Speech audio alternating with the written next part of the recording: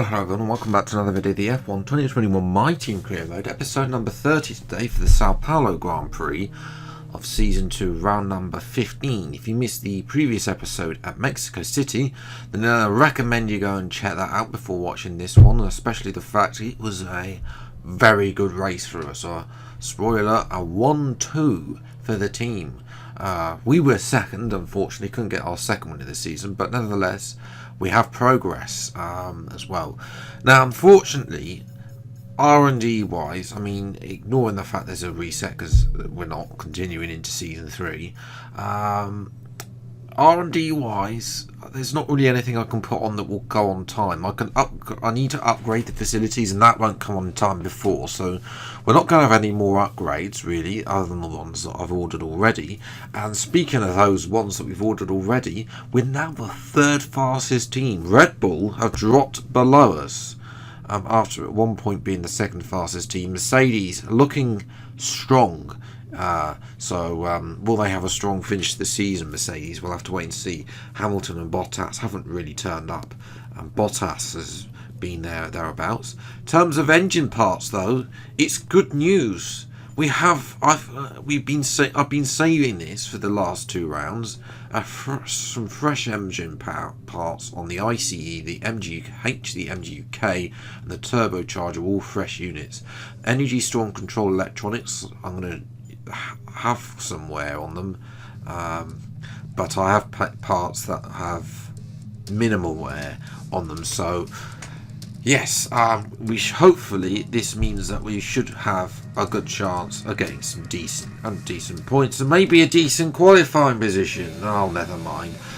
We're in P14 in Q1. I mean, that's just to be expected. Had to go out again, still unable to get through Q1 on the wrong set of tyres, which is embarrassing, but that's how slow I am through qualifying these days in this car. Even though we're technically the third fastest on the grid, it's only enough for P13, 6/10 away from our teammate Lando Norris. Mercedes in a world their own. Gasly up there in P3, so Ferrari showing some pace, and that's a Gasly not potentially in the size of the third Q1. But yes, we'll see what we can do though into Q2, because here's my fastest lap in Q2. You notice I'm doing a little bit earlier than the end of the session. That's because there's some rain coming in the final few minutes at the end of the session as well. So through to the TNRS is not a great start. In actual fact, we've lost a 10th already, so this lap is going already down the drain. We're a 10th and a half slower than Ocon, so our chances of getting into Q3 are virtually next to none. Now through into the middle sector, then up the hill. Can we gain some time here? Yes, we can, as we go through on the right there, using a bit more curve than I did on my previous run, and gaining quite a lot of time now as well. Good exit there, as we now try and maximise all of the usage of the road here as well. We're 600th up, not great to be honest. We need to be 6/10 up in a standard chance of making it into Q3 at any point, but the rain is coming a 10th improvement. It's not that great. It's going to be only really good enough as we cross the line up to the line. It's only good enough for P12, so that's where we finished. Unfortunately, unable to really improve, which is annoying. Lando again 7/10 faster than us, so yes, we've got a little bit of work to do, but hopefully we can get some points from 12th on the grid. It's time for the race. Formula One returns to Sao Paulo once again, with the stage set for what promises to be another classic Brazilian Grand Prix. Sebastian Vettel famously clinched his 3rd championship here in 2012, and in 2016, Max Verstappen treated us to one of the finest wet weather drives of all time. It's an unusual anti-clockwise race here at Interlagos, where the Sao Paulo locals are packed into the grandstands at each of the 15 corners around this classic 2.7-mile circuit. 2 very fast sections bookend the famous and highly technical Sector 2, where getting a good run out of Junsao into one of the 2 DRS zones will be the key to any overtaking prospects today.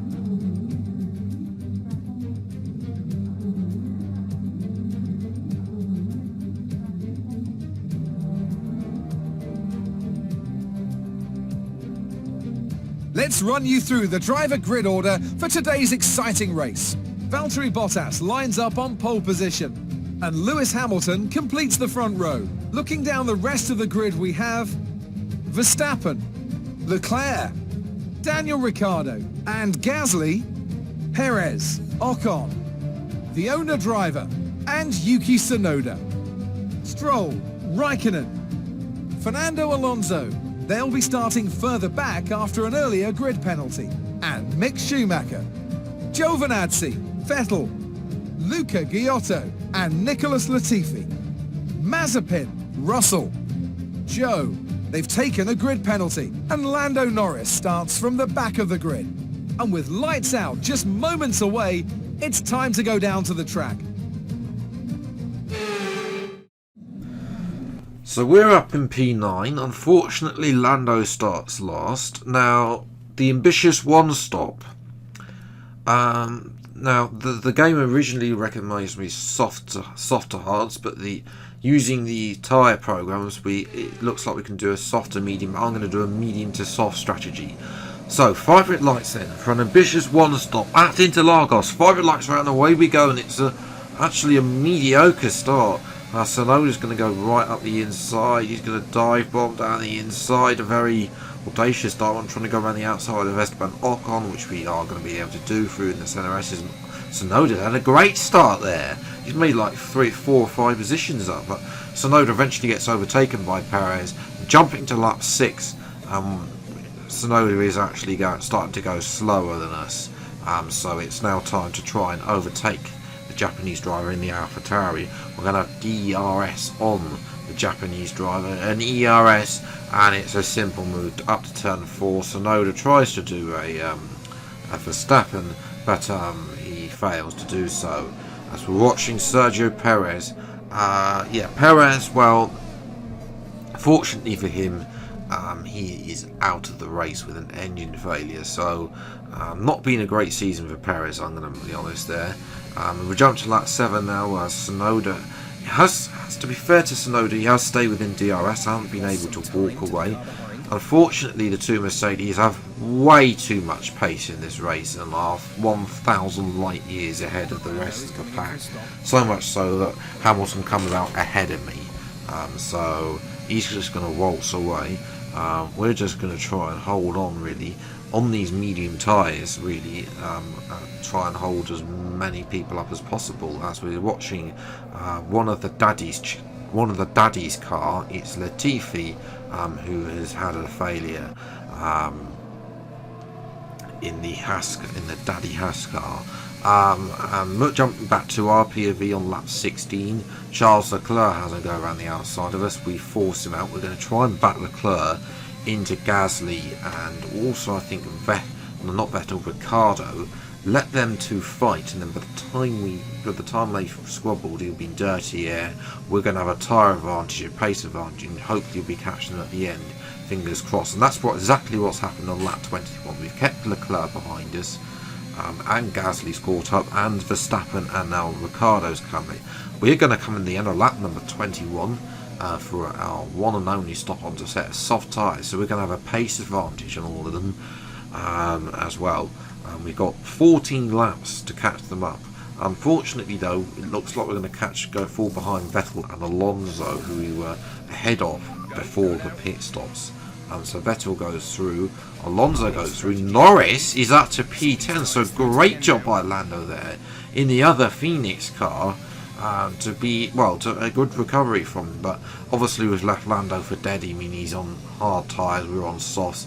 We're all over the back of Fernando Alonso. We've gone purple in sector 1 on lap 23. We now need to get in front of him. He's hurting our chances of a podium here, which we could potentially get here, as we're going to try and dump down the inside. No, we can't make the move.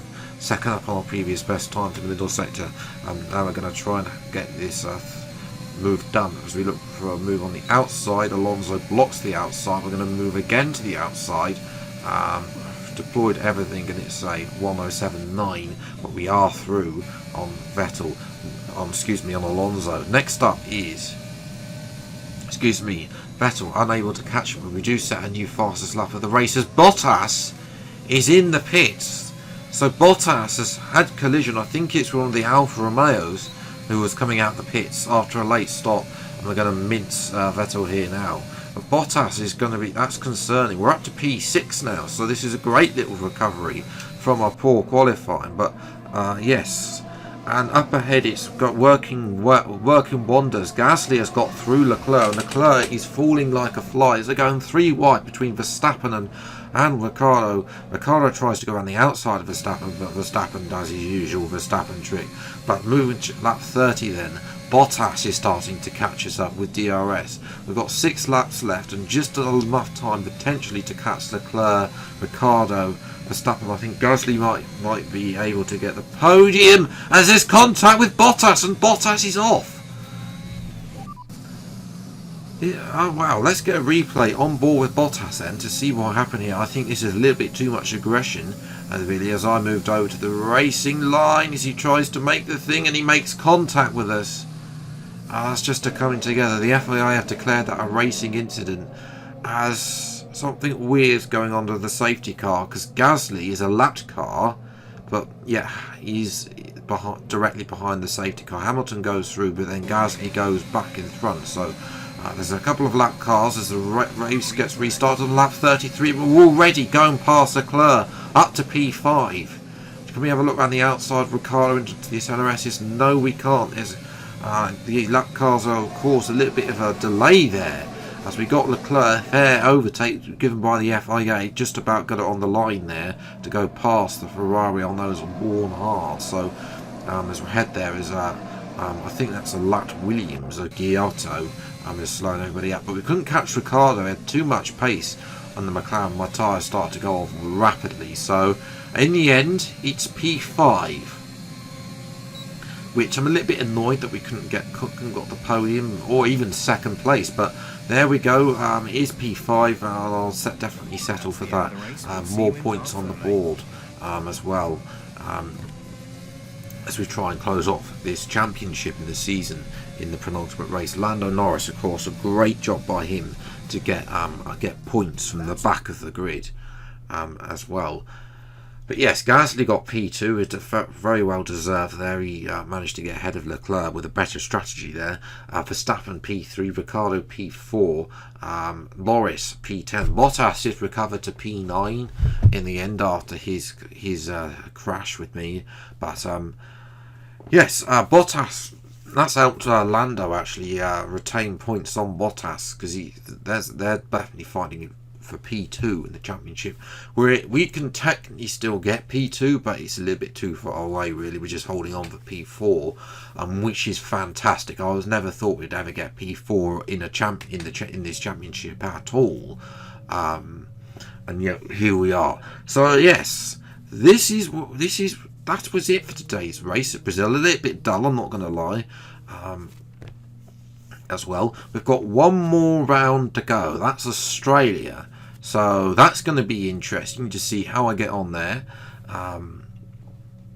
as well, because I have not raced at all on Australia. We'll see if Lando can come back. I have been training his focus, so he should be able to his focus should be okay, so he should be able to perform another solid performance out of the bag, maybe even a P1 maybe, but we'll have to wait and see. Hamilton won his first race of the season, by the way, so he can still technically catch us if we have a poor result in Australia for P4 as well as Verstappen as well. But until the next video then, I'll see you next time. Take care, thanks so much for watching, enjoy your day, and goodbye.